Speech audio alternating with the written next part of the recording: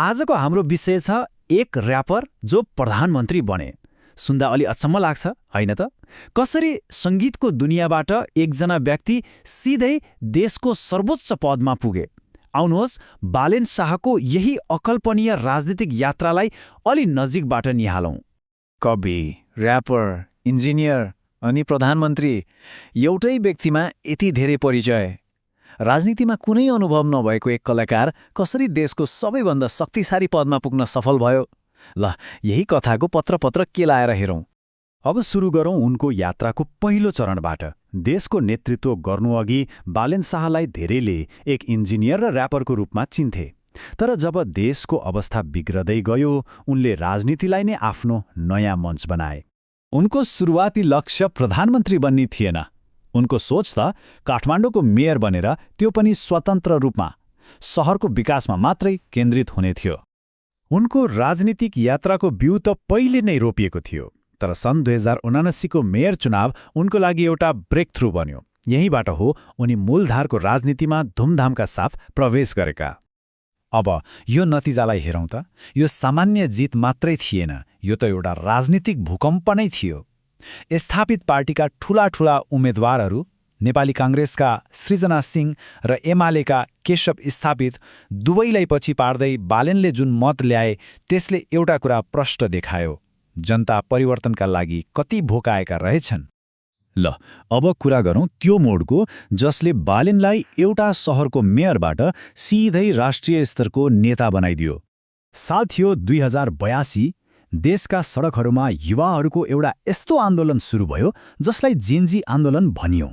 यो आन्दोलनले वर्षौंदेखि जमेको राजनीतिको तलाउमा ठूलो ढुङ्गा हान्यो र देशको इतिहासमा एउटा नयाँ अध्याय सुरु गर्यो। र सबैभन्दा रोचक कुरा के थियो भने बालेन शाह यो आन्दोलनमा प्रत्यक्ष रूपमा सहभागी थिएनन्, तर उनको काम गर्ने शैली र प्रणालीप्रतिको विद्रोहको भावले गर्दा आन्दोलन गरिरहेका युवाहरूले उनलाई आफ्नो नेता माने। उनी नबोलेरै त्यो पुस्ताको आवाज बने।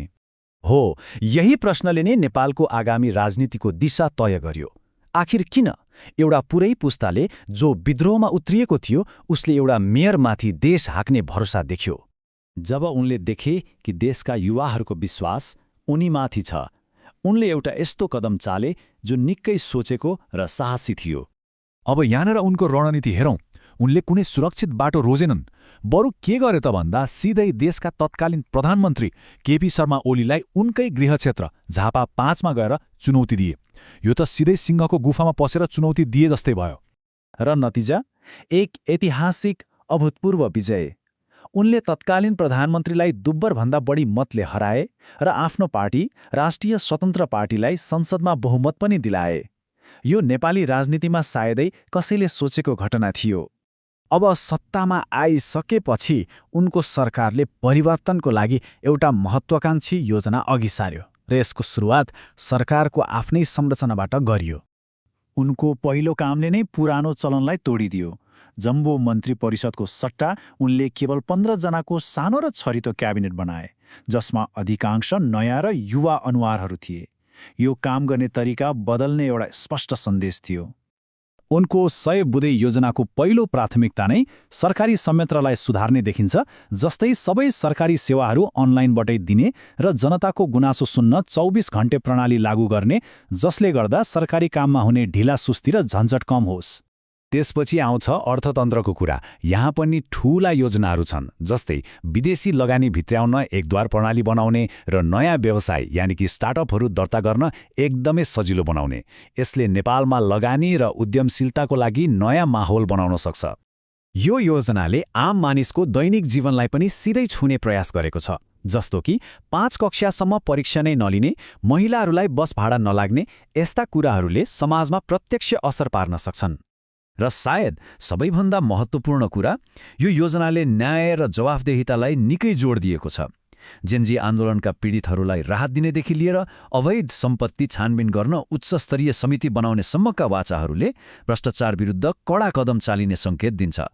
एउटा र्यापरको स्टेजबाट सिधै प्रधानमन्त्रीको कुर्सीसम्म यो यात्रा साँच्चै नै असाधारण छ।